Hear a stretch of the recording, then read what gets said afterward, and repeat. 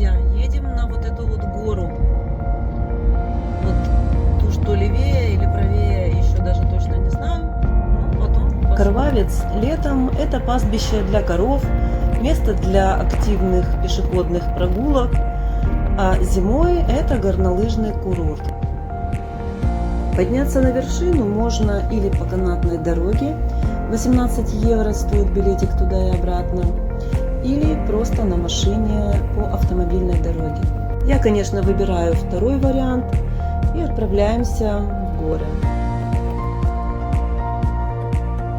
И вот первая парковка.